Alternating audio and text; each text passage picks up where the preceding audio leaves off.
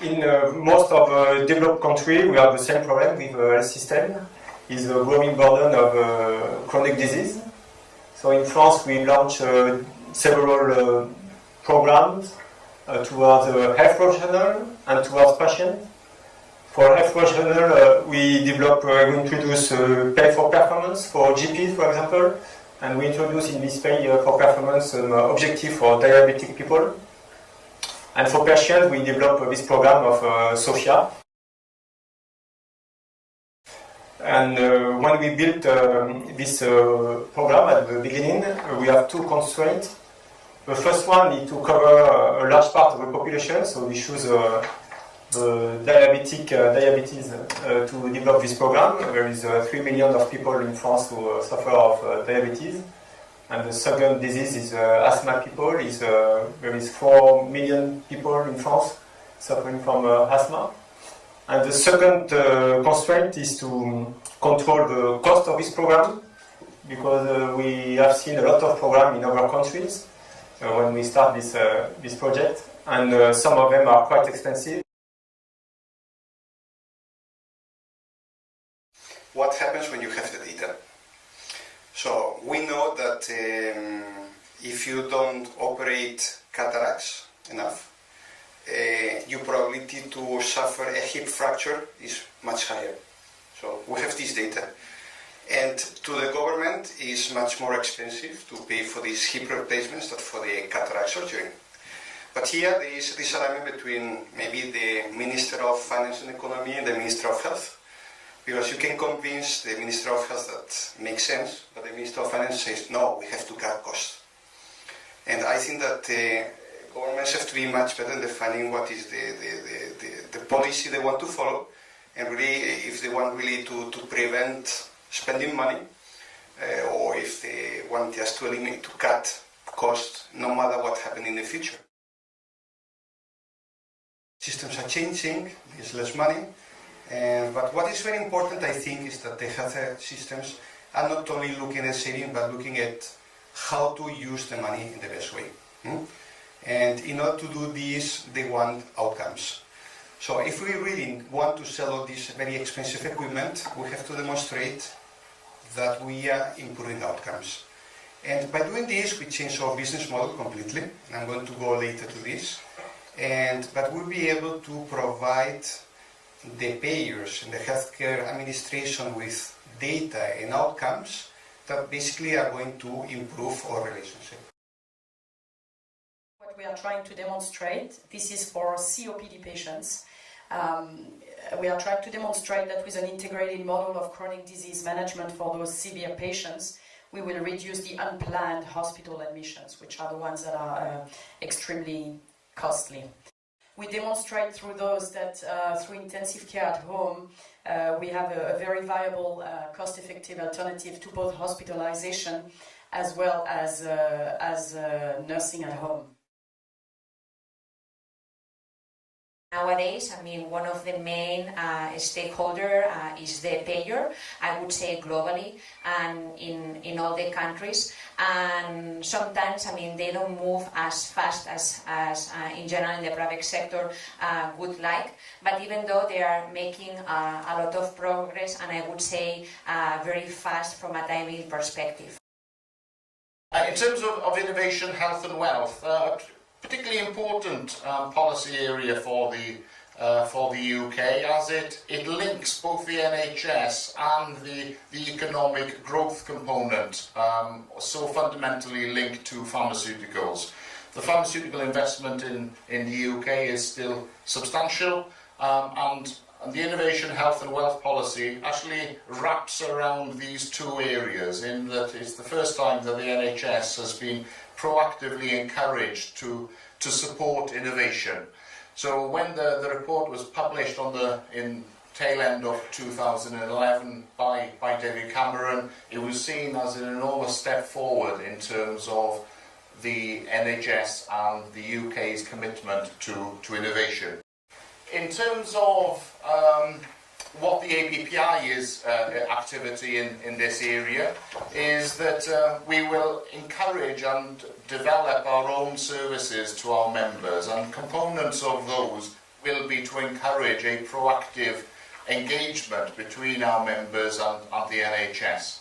As we saw the environment change and the need for our members to be able to engage with the NHS on more than just a product level, we also had to make modifications to our own code of practice. And that's something that we've continued to do and will continue to do to make sure that engagement is appropriate and within appropriate governance arrangements. The underlying principle behind all of this joint working is that the patient benefit is clear and transparent and monitored.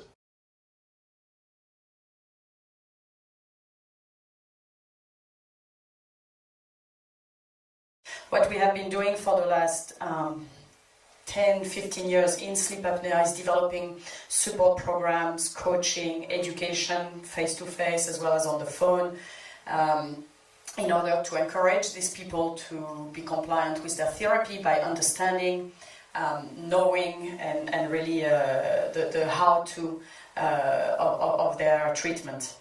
And not only does it help the patient, but it also delivers real benefits to the healthcare system, where the device will emit a signal on a very regular basis and give some critical data about the patient that will come to us or to any home healthcare service provider. And from this data, we will adapt our programs to help the patient be compliant. It means we are much closer to the patient, much more reactive in what we can do. We are more reactive with the prescriber as well, the doctor looking after the patient. And this is also data that can be made available to the payer in some instances.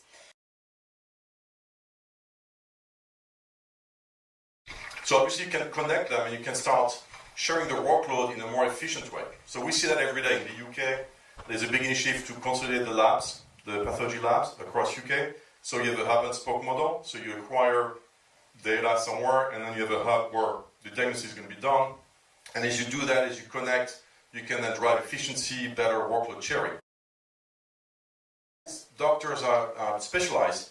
They're not always in the hospital where the patient is. The concept of you walk in an hospital and all expertise around you is gone, right? It's not possible, right? So you need to bring the expertise wherever it is, right? And as soon as you go digital, you bring the data, you connect the people around the patient, and you can now deliver the right level of care. Today, clinicians are collaborating. Emails, CDs, paper, whatever. It's flowing, it's not secure, it's cumbersome. So we want to offer a platform where clinicians can connect around the patient in different use cases.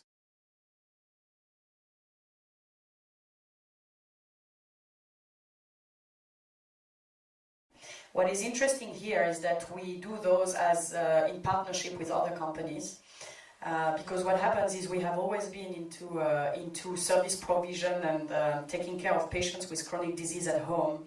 But over the last few years, there's been much development in technologies and in digital tools, and we want to make sure that we use those appropriately to offer even better and improved solutions to the payers and the patients and the prescribers.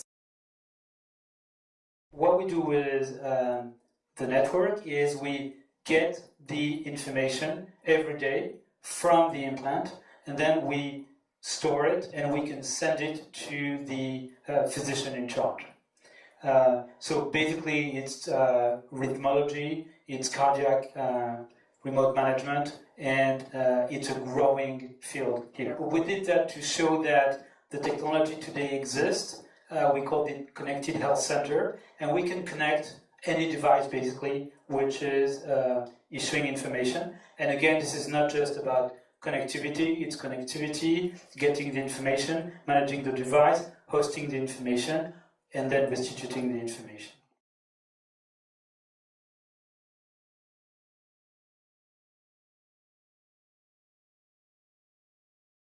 Basically, traditionally the companies, they think in product, isn't it? Product and price is what you think. But we think that in the future we have to sell things in a different way, more through a partnership, and try to identify what are the needs of the healthcare providers and try to offer solutions.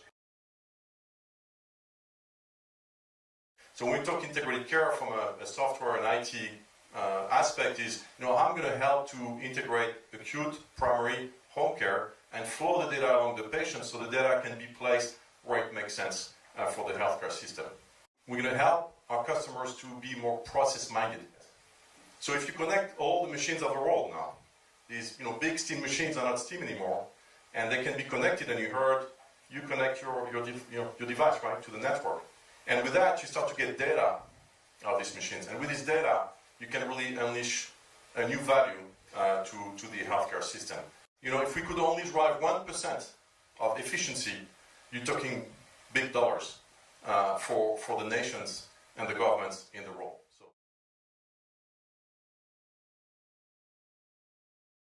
I computed the quantity of information, and you mentioned it's doubling every 9 months, against the human population. And I plotted that on a graph for the next 10 years. Not very much, 10 years. And actually, if you compute that, you see that the population is rather flat, whereas the growth of information is exponential. So I think everyone here has made the case that data is really at the heart of medicine. It's always been there because people have been writing, people have been talking, but more and more we're entering an era where it's more digital. As Olivier said, however, the process is not organized at all. But data is also a management tool. It's a way of measuring outcomes. It's a way of measuring if this thing works or if it doesn't. And I think many of the examples which have been shown today show you that here and there is an island of data management, but there is not at the system level or even the regional level any data management. Today, if I take the example of France, even at the hospital level, it's very difficult to get a compounded index of anything. If you want to do efficient healthcare, you'll have to do efficient data management. And today, we don't really have the infrastructure to do that because it's an archipelago. It's an island here, an island there, and it's not interconnected. In France, I believe we have an advantage. I am the first to complain about red tape and bureaucracy and everything. But in France, our public services have issued a law which said that if you are to host personal medical data, you need to be authorized by the French government. Usually I'm not too fond of this pre-authorization, but here I believe it's a very good thing because it protects the, first of all, it protects the privacy, but also it protects the medical secret. I think it's a question of ethics as well as policy making. It can have some very strong benefits and advantages because, for example, someone who's going to treat you in an emergency situation, it can actually make a big difference to your health if they know your medical background and you may not be in a position to give it. So I think there are some very strong benefits to it, but it's also very important that governments are involved in policy making to ensure that this data does not end up being used for profit making or all sorts of things that could be pretty much non-ethical. The problem with ethics is that I think each culture and each country has a slightly different definition of it as well. So it's a complicated topic.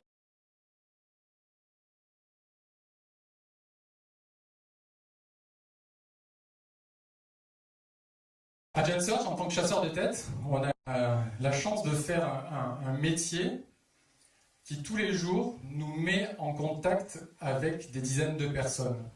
Donc tous les jours, on se connecte et on développe un réseau d'une grande qualité qui est représenté aujourd'hui dans cette assemblée, dans ces speakers. Et ce réseau est important en qualité, il est important en surface. En gros, tous les jours, on parle à 50 personnes et en gros, sur une année, il y a 8000 nouvelles personnes qui sont entrées dans ce réseau-là. Mais on se dit que tout ça n'aurait pas de sens si on ne le partageait pas. Et c'est la façon dont on a conçu ces Life Science Talks en se disant on doit pouvoir mettre ensemble des gens qui ont des projets, des réalisations, des projets innovants sur lesquels ils peuvent échanger. Oui, les systèmes de santé sont en difficulté, mais qu'il y a énormément d'initiatives qui sont prises à différents niveaux, au niveau public, au niveau privé, et que dans cette partie privée, les industries de santé sont bien présentes pour arriver à développer des solutions qui vont permettre de rendre les systèmes pérennes.